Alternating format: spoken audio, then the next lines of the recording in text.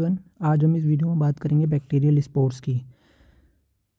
तो bacterial spore जो होता है वो हाईली रेजिस्टेंट रेस्टिंग स्टेज होता है बैक्टीरिया का। ये बनता क्यों है? दो केस हो सकते हैं, या तो बाहर का वेदर वगैरह इस तरह से हो जो कि अनफेवरेबल इसके लिए हो, या फिर न्यूट्रिएंट्स की डेप्लीशन हो जाए। इसके बाद अगर हम स्ट्रक्चर की बात करें तो इनर से आउटर चलते हुए बात करेंगे हम। तो इनर में हमें कोर देखने को मिलेगा, फिर उसके बाहर कॉर्टेक्स, फिर उसके बाहर कोट और सबसे बाहर एक्सोस्पोरियम होगा। कोर और कॉर्टेक्स के बीच में हमें इनर मेम्ब्रेन देखने को मिलती है। कोर के अंदर डीएनए मिलता है। कॉर्टेक्स और कोट जो सेपरेट होते हैं वो आउटर मेम्ब्रेन के थ्रू होते हैं। एक्सोस्पोरियम सबसे आउटर मोस्ट लेयर होती है।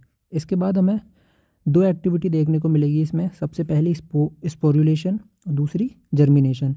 स्पोरुलेशन नाम से ही हमें पता लग रहा है कि स्पोर बन रहा है।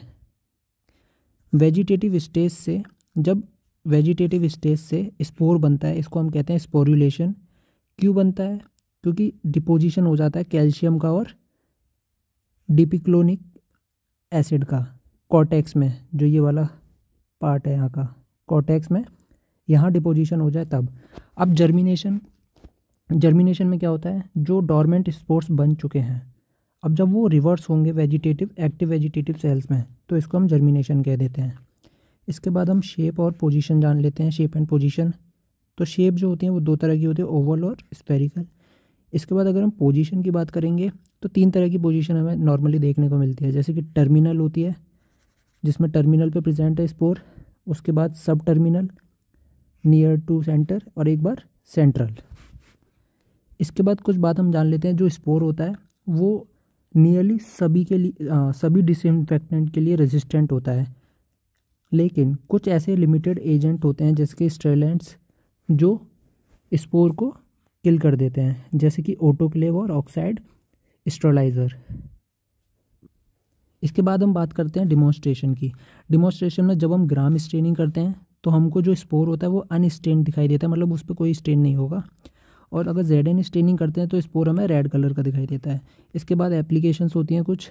एप्लीकेशन में जैसे कि कुछ बैक्टीरियाज का जो स्पोर होता है वो एक्ट करता है स्टेरिलाइजेशन इंडिकेटर की तरह। इसे मैं आपको समझाता हूँ। जैसे कि एक कोई स्पोर है जो काफ़ी रेजिस्टेंट है, मतलब हर चीज़ के लिए रेजिस्टेंट है। अगर हम स्टेरिलाइजेशन प्रोसेस कर रहे हैं और इस स्पोर को अगर हम उसमें ख़त्म कर रहे हैं तो पूरा प्रॉपर स्टेरिलाइजेशन प्रूफ हो गया वहाँ पे, जो मतलब किसी से नहीं ख़त्म हो पा रहा था, अब वो भी ख़त्म हो गया। तो इस स्टेज पे हम क्या कहेंगे उसको कि ये प्रॉपरली स्टेरिलाइज हो चुका है।